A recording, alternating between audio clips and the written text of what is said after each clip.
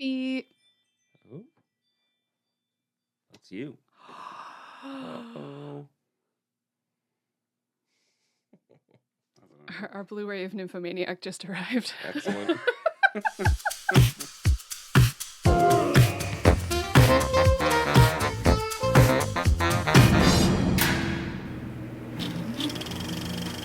Well, hello there. Welcome to On the Beat, the podcast that uncovers full frontal male nudity in cinema. My name is Laura, and I am joined by my co-host Ryan. I'm your meaty mate. Damn it. Damn it. You are my meaty mate. God, I'm so annoyed that I didn't think about that. As I was saying it, okay, whatever.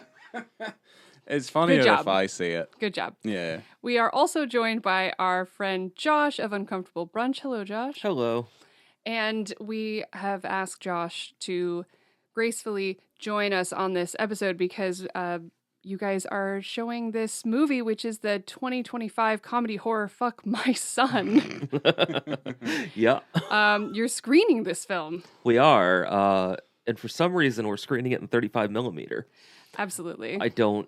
I still don't completely understand why they struck a film print of this movie. I'm so happy they did, but it doesn't really make sense. I don't know if by the time, because this episode is coming out on the 16th of January, and then you're showing it on the 17th, the following day in Tampa at the That's Sunray. correct. Yeah. So this is going to be great. We're going to be there. So anyone who's listening to this, like right on the day, has time to. Yeah. You won't regret it. I don't think anyone will regret it. Oh, I think some people will. Okay, I want to get into everything, but this is a film directed by Todd Rohal, starring Tipper Newton, Steve Little, Robert Longstreet, and Kinsey Colmary. And I'm going to drop this synopsis that I pulled from Letterboxd. Oh boy. An X-rated descent into demented comedy and maniacal horror as a desperate mother drags an innocent stranger into an absurd, filthy nightmare beyond comprehension. An unflinchingly loyal adaptation of transgressive artist Johnny Ryan's joyfully disgusting comic book, adults only. And the tagline is, birds fuck, dogs fuck, fleas fuck, and nobody will fuck him. So Ryan, do you want to tell us about our director that we're Todd Rohal. Yeah. Yeah. See, I said Rohal. Oh, Rohal. It's I haven't asked him how he pronounces his it's like surname.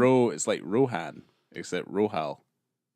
Yeah, go with that. Go with that. Yeah. Who wouldn't want to have any sort of relation to Lord of the Rings, even how small and petty that is? Todd Rohal is an American independent filmmaker.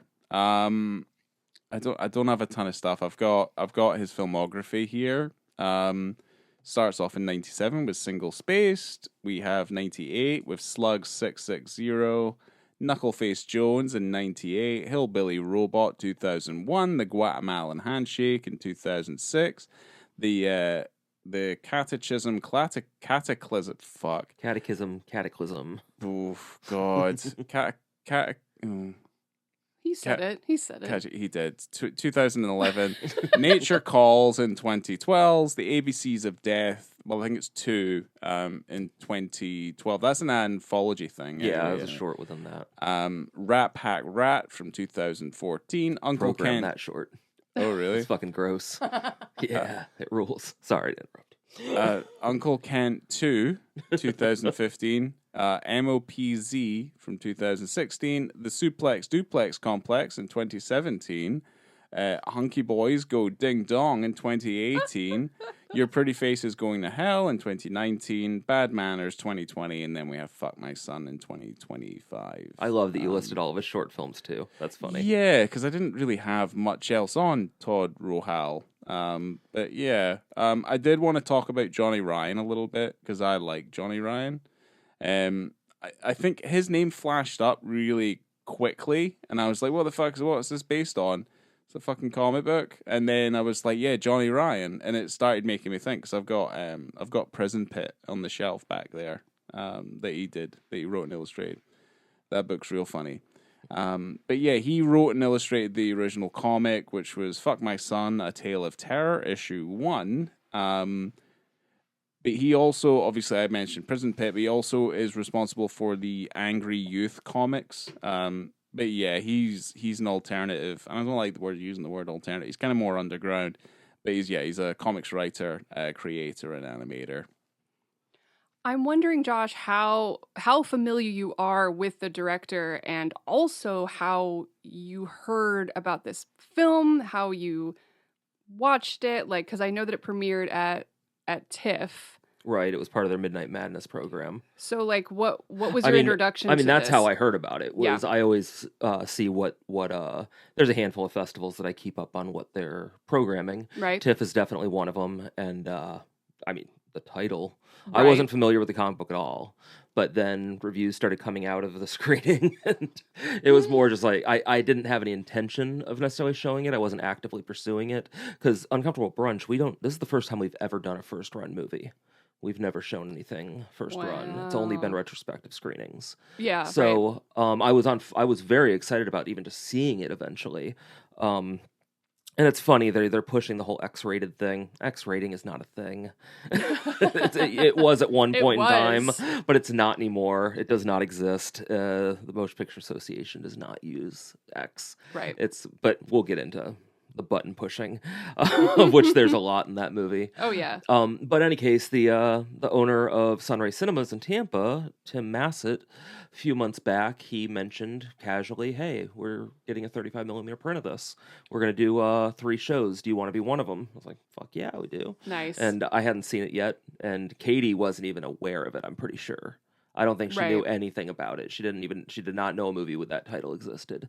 So we got a screener from the filmmakers, like a watermarked kind of streaming link, and I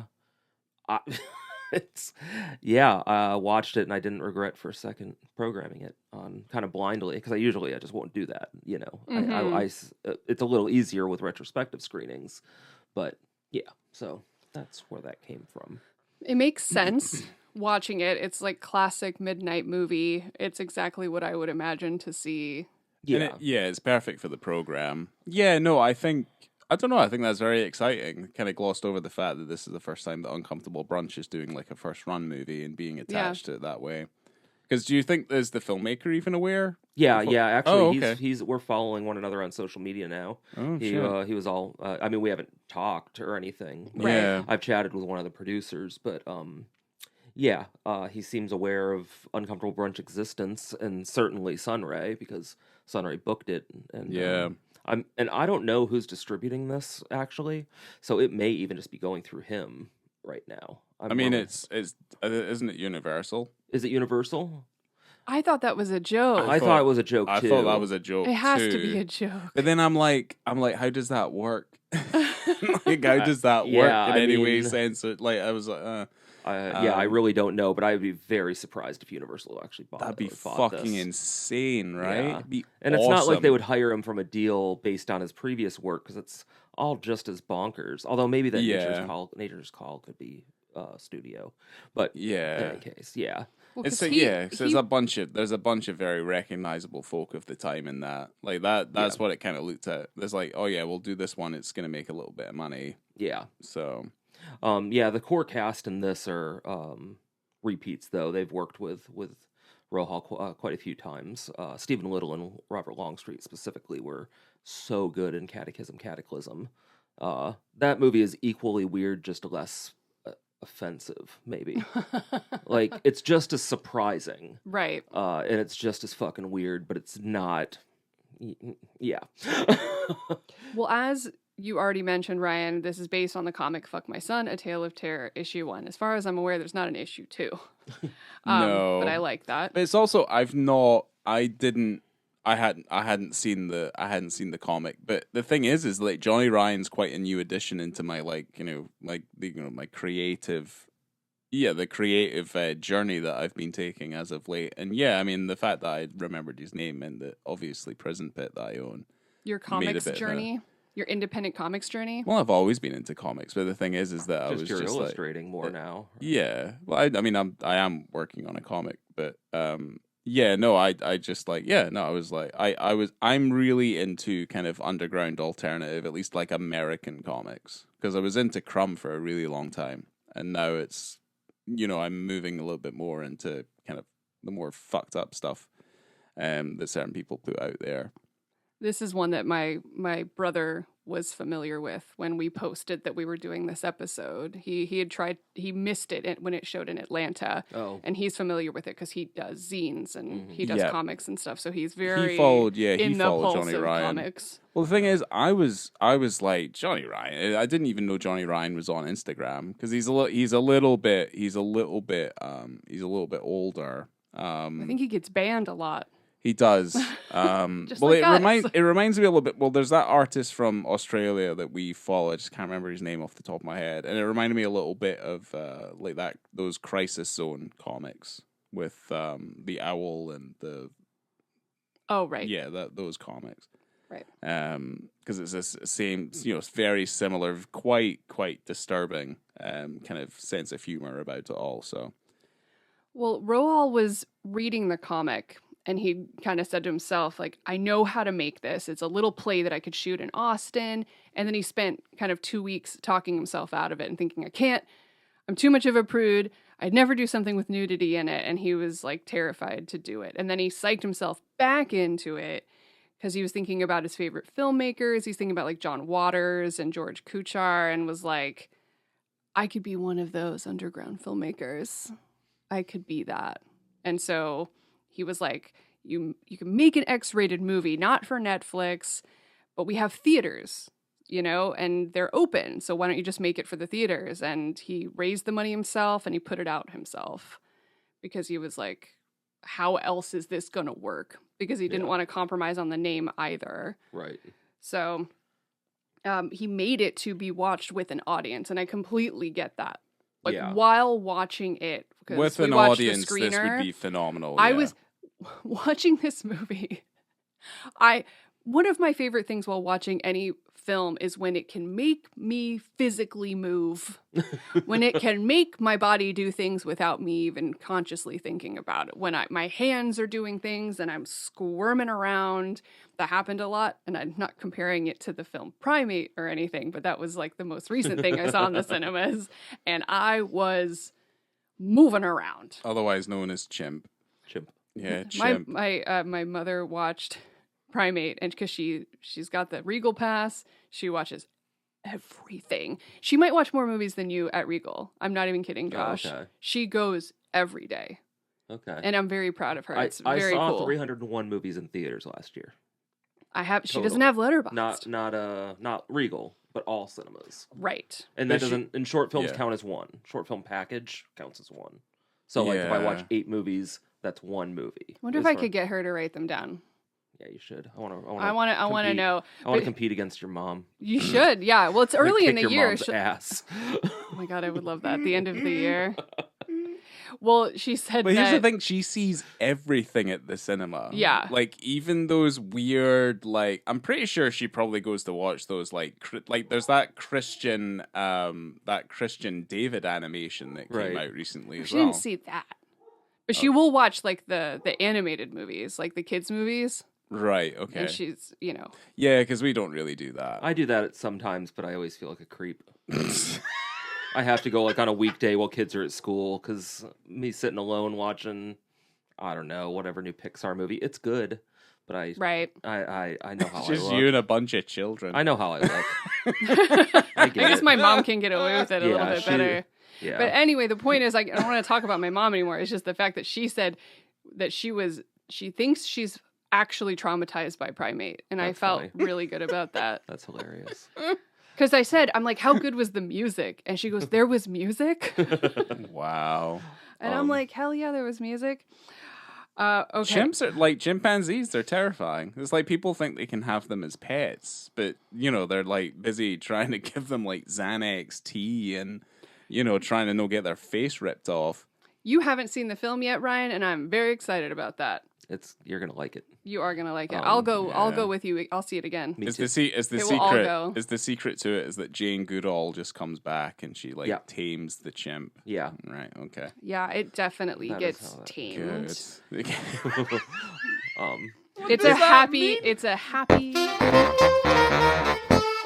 It's funny though that you say that it makes you physically squirm, and you're excited to see it with an audience because of that.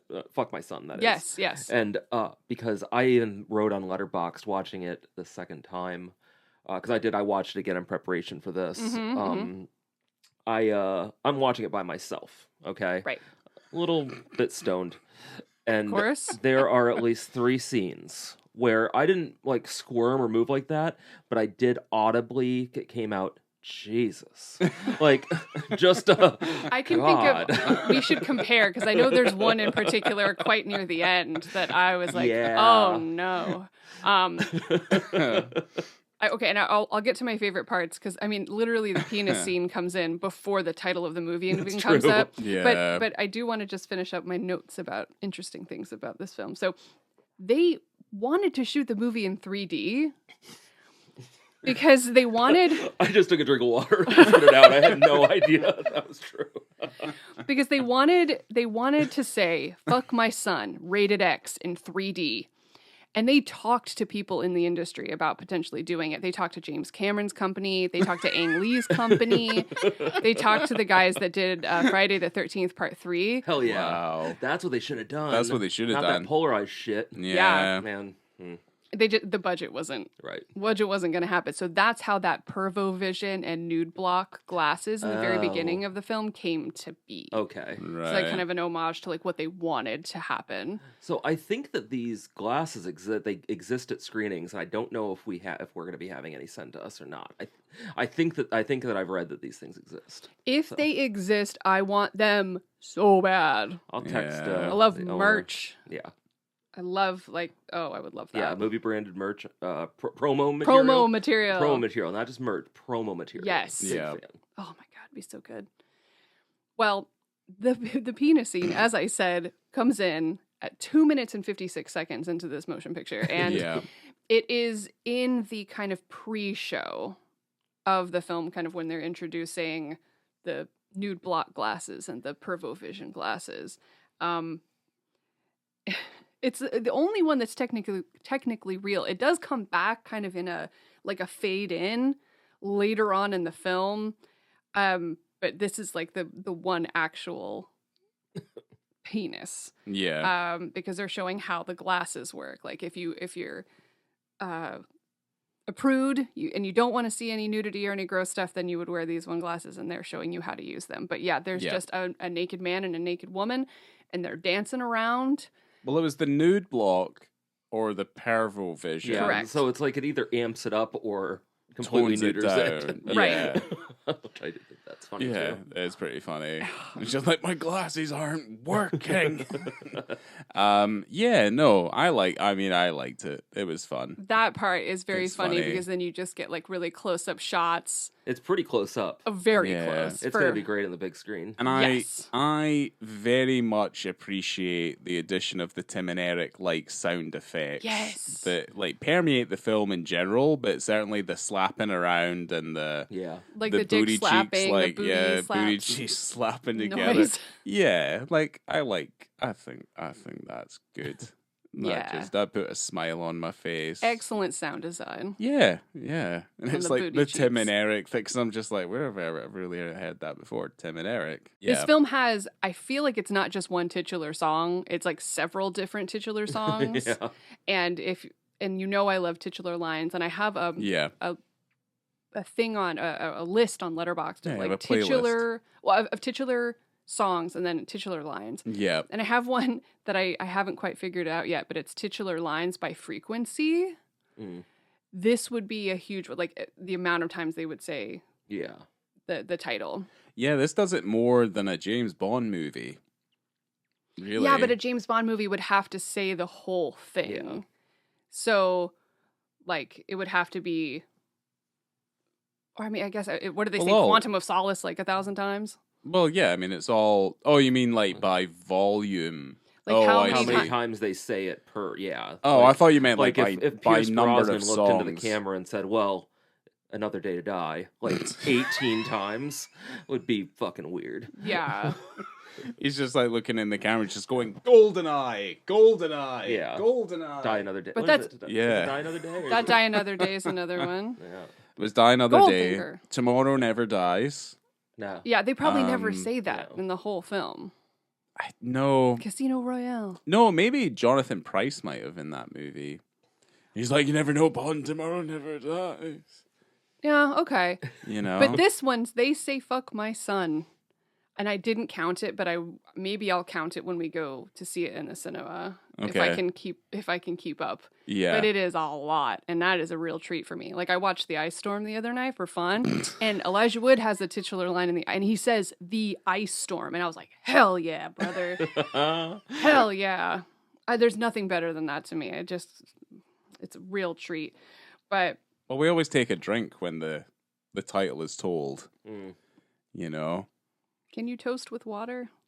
That's a joke from something that no one except Josh will understand. Okay. It's even funnier that I love that movie so much. You do not. I did not. It was the Father, Mother, Sister, Brother. Yeah. The new Jarmusch movie. Oh, I never saw it. Yeah. Mm-mm. Well, I don't know. Jarmusch to me is a little hit and miss sometimes. It's a very Jarmusch movie. No, okay. No thanks. We saw that right before watching Primate. It was I was best like, double feature ever. love I was Primate. into it. Where is it on a scale of Ghost Dog, though? Oh, I mean, it's not nearly as good as Ghost. Right, well, Dog. I'm not interested then. So I mean, I'll it's- just watch it's- Ghost Dog again. It's more like in the realm of like Limits of Control or even Broken Flowers. Like it's funny. Broken Flowers isn't bad. It's actually closer to Broken Flowers tonally. All right, okay. It's gonna It's not that push. bad It's then. pushed Kate Blanchett, and I know it's only January, but like to my top of my actors on my Letterboxd. Hmm. So 'cause we watched Lord of Yeah, the my Rings. Letterboxd hasn't updated yet. I think I haven't watched enough movies. Yeah, it's a lot of Lord of the Rings so far, but that's gonna change. Well, it's So- only three films. Just in terms of kind of setting up, we don't necessarily need to set up the movie, but I think it's very amusing. So I honestly didn't know anyone's name in the entire film other than Oh, yeah. Fabian. Statham Yeah. is my Jason number Statham? one so far this year. Sorry, Jason Statham's not in this film. No. But that's just Josh's top boy on He Letterboxd. Yeah. For 2026 so far. But like the version of Jason Statham, if he was gonna be in this movie, would have been the version of him in that music video where he's just like dancing with pants on. Oh yeah, okay. Like that would be the one I He would could have been the want. peeping Tom in this film. Ooh. Just looking through the peephole. So I didn't know any of the characters' names other than Fabian and Bernice, but Sandy is the mother in the film. And so her and her daughter Bernice are kidnapped by an old lady who is feigning to be hurt. Throws them in the back of a van because she wants her son to lose his virginity in like such a really sweet way. She'll do anything For her son. for her son. Yeah. She must provide for him and she must do anything it takes. Yeah. Okay. She just wants him to have a nice time. Oh God. And Robert Longstreet, who plays the old lady whose name is Vermina, which I did not know that either. Okay. The prosthetics and makeup are pretty good. Yeah. They are really good. Fabian's prosthetic suit is also very it's convincingly gross. Yeah. It's a rubber suit, but it's Yeah. fucking gooey. It's so gooey and it's Because with the hole and stuff that was in it, it reminded me of. Hot dog. I'm already moving. Yeah, it reminded me of the mother suit from Evil Dead 2. That's what it Yeah. reminded me of. Mm-hmm. That thing, because that thing had holes in it, not intentional holes, but that thing was full of holes. This seen the one has movie. orifices. Yeah, this Oh, is so. There's so many And orifices. there's a couple, yeah. The butthole. It's The pretty butthole, good. the vagina one. Yeah. Oh God. Okay. So Robert Longstreet. No. Okay. I already said that. Sorry. Here's Sorry. the Robert. thing, like it's not like none of it's like super convincing to the point where you're just like, oh my God, I'm horrified. Like it's horrific It because has- it's so cartoonish. it Yeah. has to be that way. Otherwise. Yeah, it's funny. Like Pink Flamingos is funny. Yeah. You know, it's such a high gross factor that I personally would find it very hard to be offended by a movie like this. Correct. And anyone that is, I think, is very silly. Isn't that amusing? Because I didn't notice this. I didn't look at Letterboxd before, or Well, that's or what any a lot of the reviews reviews or are, anything. or just like people are just like, I'm so sad, and what is this? There are and people I'm like, out there that don't find this movie funny. well, they just don't. and I mean, they that have is to have a sense of crazy to me. humor. I didn't fully understand. I can understand not liking it.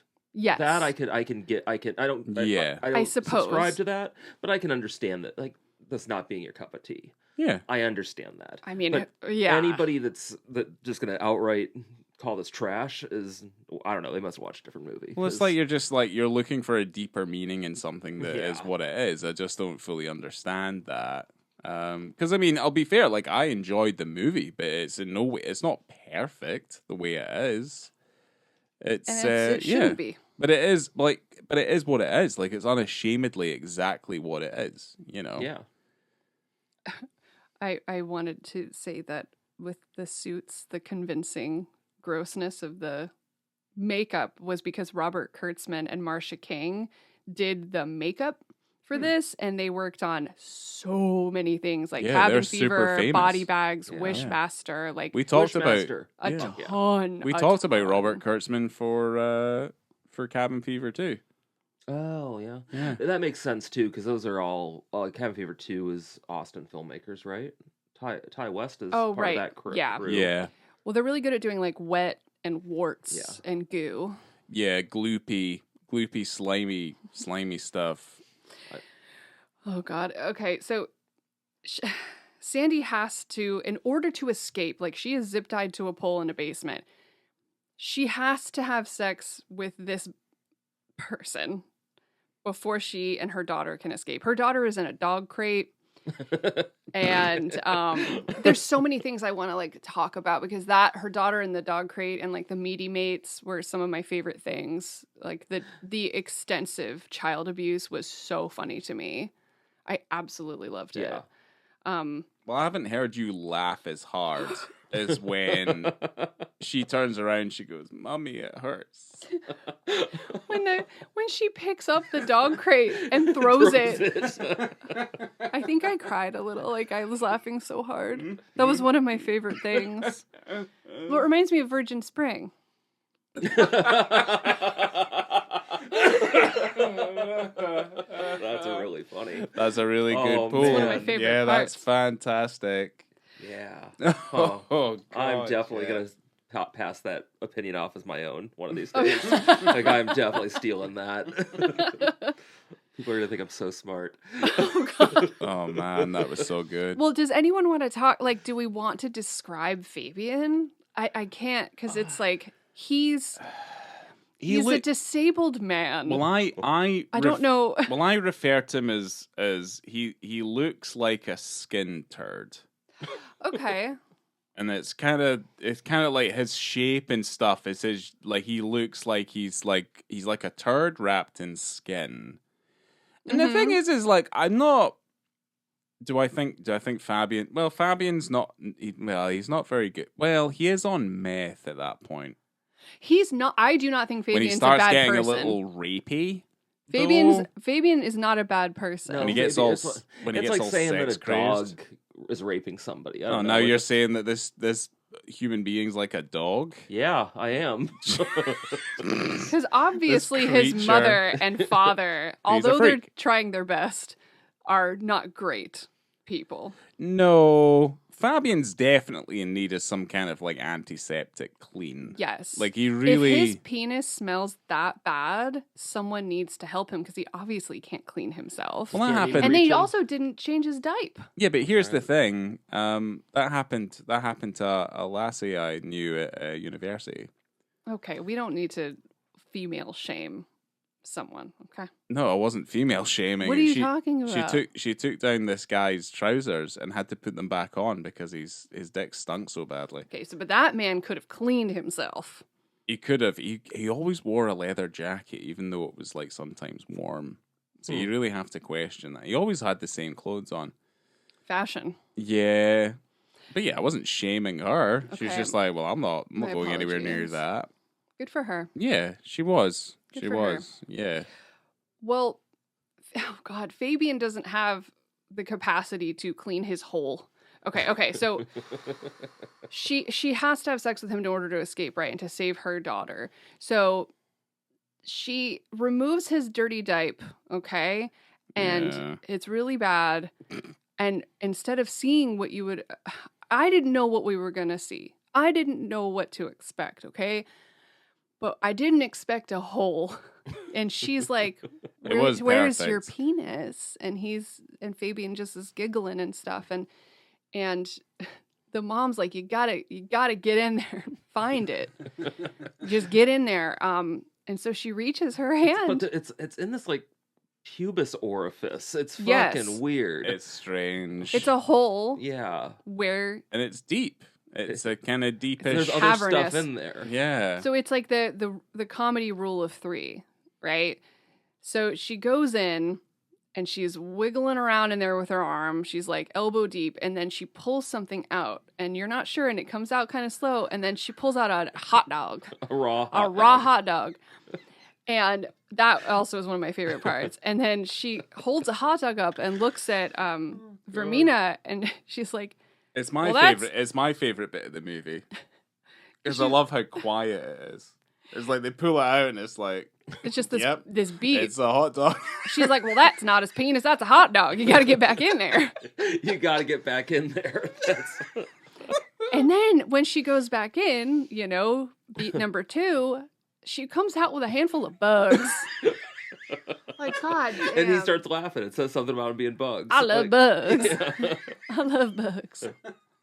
Okay, so then she goes back in, and as the final joke, she pulls out, which is like a filthy, wet, smelly, wart-covered, like tentacle of a penis. It's like an unknown length. It's like a tentacle dick. It's like a hentai. Yeah, it's an erotsuka doji. That's what it's like. It's just like dicks, like tentacle dicks everywhere, going everywhere. It's got like a mind of its own. Yeah, you're just like, holy fucking Christ. It's a trauma dick. Yeah. It's a trauma dick. Oh, I forgot to mention that this particular penis, which is, monster penis or whatever, is at 38 minutes into the film. So that's the first time you see Fabian's penis. Is about that point, and you don't stop seeing it from that point well, on. it's it's comically large. Comically long. Comically long. It's like yes, that's probably the better adjective than saying it's large. There's not a lot of large. there. There's a deep. No. But it's not proportional.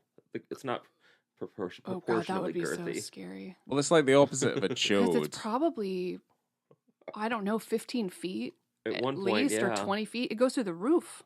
Yeah, it does. Okay. Yeah, I don't know. It's horrible, and I don't know. I don't know what else to say about this dick. It's super gross. It's got warts on the end of it. She says she can't put it in herself because it's too bumpy. Yeah. That was very funny. Yeah. Well, and of course, as a woman, you're thinking about all these things. Like, okay, if I have to save my child, like, what am I going to do? And if I have to do this, like, I have other questions regarding that penis. I assume he's a virgin, but has he been tested? Like, do you not have a cloth? Like just a wet wipe, potentially? Because also, throughout the entire film, there are flies around around Fabian, just like floating around. And she says like, oh, it's so smelly. But she does it. She certainly does it. You said, Josh, there were 3 parts that had you going like, oh no. I'm wondering what they are, because one of them in particular is at the end for me. Yeah. Certainly the orifice digging. Yes. Like, that was one. Which when the hot dog showed up, then I don't know. I thought it was funny, and yes. I wasn't. But no, it's towards the end when Fabian ends up having sex with his mom. Of course. Spoiler alert. Don't listen to this if you've not seen it yet. But the synthetic vagina that they built for her. Yeah. It's there's just so many gray labial folds and so much hair. Yeah. It's wonderful. It's so good. Like it doesn't look real, but it looks more real than you'd think. Like Oh. But yeah, so that when that flashed, it was that got a oh my god. And then I knew immediately where it was going, and it went where I thought it was going. I was worried about that for a long time, like even before that happened, because she mentions it. She's like, well, why don't you fuck your son? You know, because Yeah. and then she also says like, Oh, stick it in your ass, like stick it in your ass. Stick it in your ass. Yep. And that's exactly where it goes.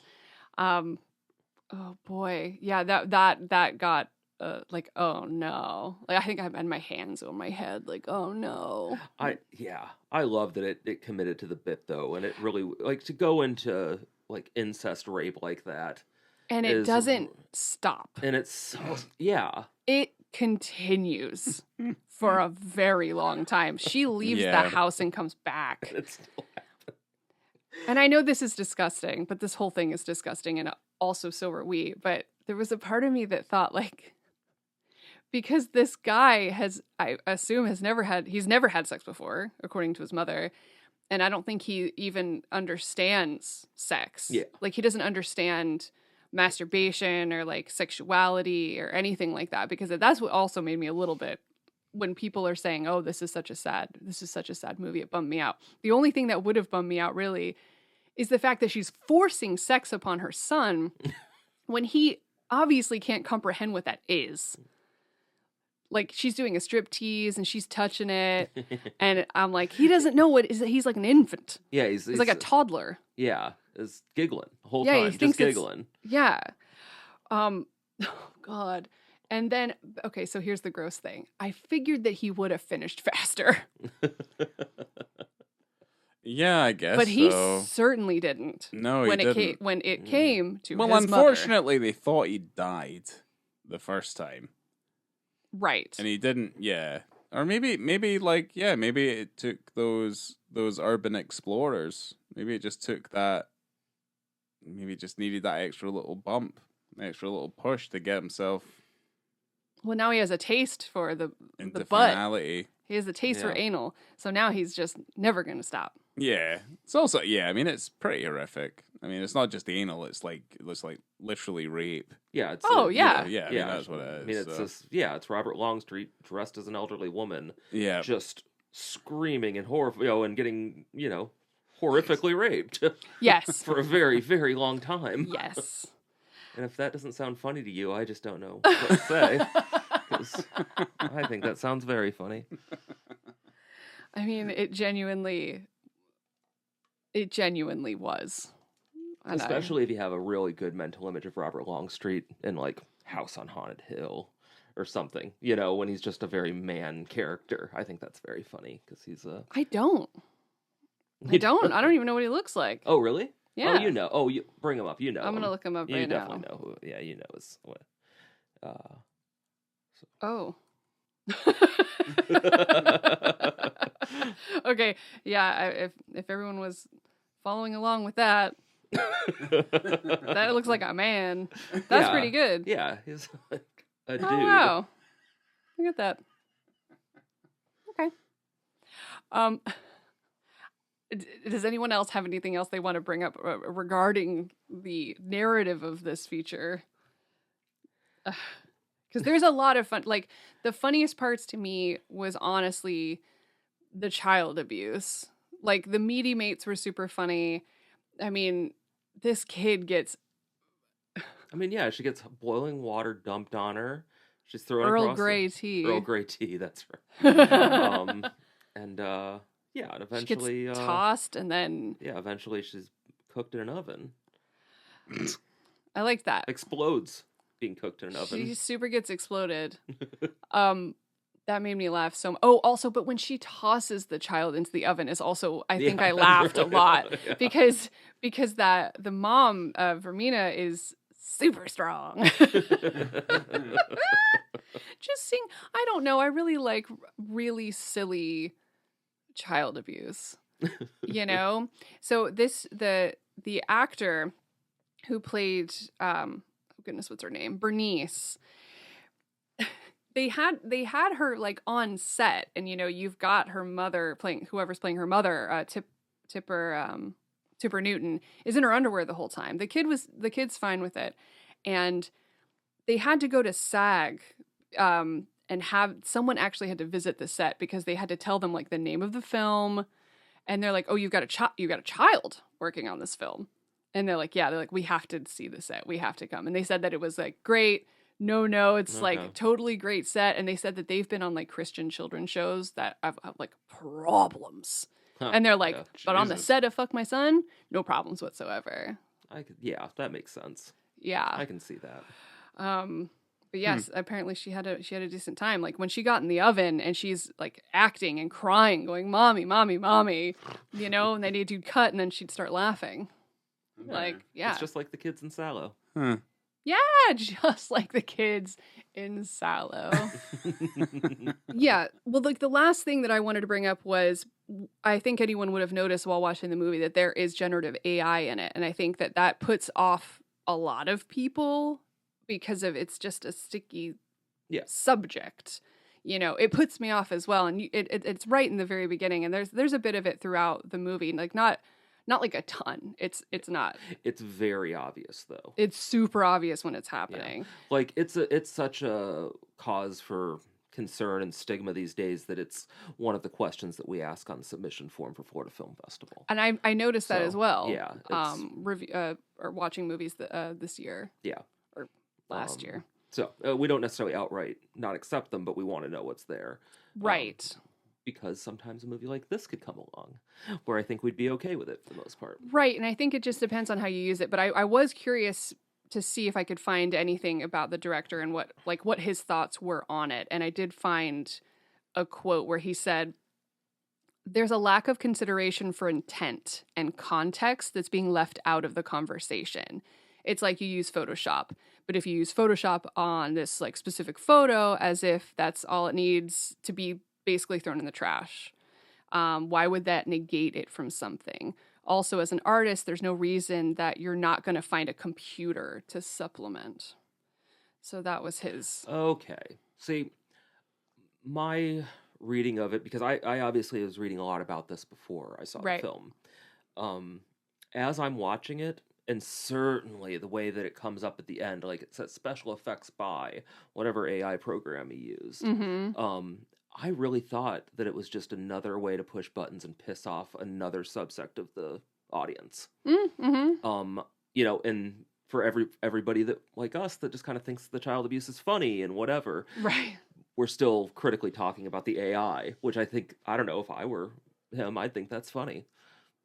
Just to be able to say, I in some way kind of irritated everybody that would watch this in some way or another. I don't know if that's accurate. That's how I read it when I finally saw it. That's the kind of argument where you get yourself into a sticky wicket of being like, it's like, well, AI is important. It's like, what, do you think child abuse isn't important? Do you think putting kids in ovens is not important?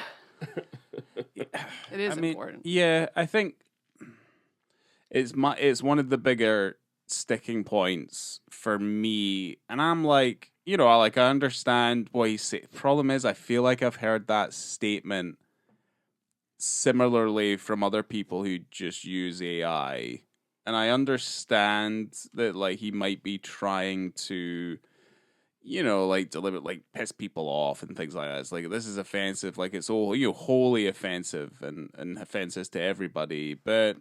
Yeah, I don't know. Like, here's the thing. Like, I can fully understand, like, why he's done some stuff with AI. Like, I can fully understand why you would do that. And it does. It sticks out like a sore thumb. So it is meant to be noticed, I guess. But here's the thing. Like, I can understand that. I don't like the application of AI just in general. Like, that's just kind of how it is. I'm just like, ugh. Because I just feel it's fucking lazy. And it's, yeah... It's like, there is ways of doing that, and I don't know. That's kind of where it sticks with me.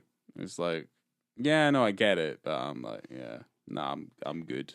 Yeah. I'm all right. I guess I kind of think that this is just a more extreme version of how I feel about how the sound design or the editor fed dialect for the Brutalist to hit a couple of the accents correctly. Using it like in some way as a tool, I don't know. I don't have as big of a problem with it as I do just AI garbage that you see on fucking social media or whatever. I don't see it as the same thing. Yeah. I But here's where it sits with me though, is like I can understand it because if it's going to be in anything, this is the sort of thing that it makes sense, as opposed to Right. feeling like it's like here's what we got this computer to do that we know for a fact is just ripping from other sources and melting it together, and it's like there it is. Here it felt a little bit more deliberate and it felt a little bit more focused because you have things like the meaty mates that are obviously AI, and then you have obviously those are the main things that I'm looking at, and then you can obviously look at like the glasses shots and stuff like that of those people in the cinema or the big sign that says "No farting." yeah. But like that was the stuff where I was just like, I'm like, oh, like what's happening? We're in trouble. And it is a little bit. It's like, I mean, I don't have any evidence to say that he did it to piss people off, but you are putting it front and center of the very, very beginning of the film before you even are in the film. For the specific audience, it's going to be take issue with this before anyone else would. Right. It's just my whole thing is like AI has such a way of causing incredible and inconsiderate harm to artists just in general, because like my only experience with AI is like wholly negative for the most part. I mean, the worst one I saw was there was an artist who was making their work and some prick was just like, well, fuck you, I'm just gonna make art in your style and sell it. And it's like at that time nobody could do anything, and to me it's just like it's just like, wow, it's so fucking damaging and it sucks, and it's just I don't think I'll ever turn the tables on AI. I don't think I will, like, at all. Well, I think that's where it comes into like what he said here, which is there's a lack of consideration for intent and context. So in this, he's definitely proven that, because it all fits within. I mean, I don't know. Is this the application? I don't know, but it all fits in. It doesn't feel random. It's not there because it's random. It's there and it's fairly directed, and it all makes sense. But yeah. Let's do around the table and get our ratings. And I'm going to start with Josh because you are the guest, and I'm interested to hear your rating in terms of visibility and context on the male nudity in this film. Oh, I mean, 5 stars. It's like you said. I mean, it's front and center. It's there before the title card. It sets a tone for what this movie's going to be. The movie ends up being more mean-spirited than that maybe right. shows, but I don't know. I love a good room clearer of an opening. Like, just, establish that this is what this is going to be. If you're not down for this, you're going to have a really bad time for the next 90 minutes. True. So I think that's very funny. And why don't you just keep with it? Tell us what your rating for the film is. It hovers right between a 4 and 4.5 for me. Yeah. I kind of feel like it loses a little bit of steam at the end. Mm-hmm. I like the ending segment, the end part 2, and part 1 doesn't do a ton for me. I felt like that started to get into some Tim and Eric kind of world that I wasn't super into, given the tenors. The tenors, the 3 blind tenors, where it was much goofier, which I guess all of it's pretty damn goofy. Mm-hmm. But yeah, I would say that took me out of it a little bit, and I do think that it could be a little tightened. It could stand to lose a few minutes outside of that scene, mm-hmm. but outside of that, out of some pacing issues, I think that it's a very, very good movie. Yeah. What about you, Ryan? I mean, for the visibility and context, I'll give it a 5. For the movie, though, I don't think I can give it any more than a 4. And I guess like 3.5 is maybe a little bit too harsh, but I'd probably give it a 4. Because like I don't find there's nothing offensive about it. Like it made me fucking laugh. I mean, anyone who's taking it too seriously, I mean, it's not really what it is. It's like the Grinch who stole bitches. Like there's no point giving it a low rating. It's exactly what it's meant to be. Doesn't make any sense. So for this, I mean, I give it a 4. There's things I knock it down for. Like, I mean, Josh kind of mentioned them. Like, there's some severe pacing stuff.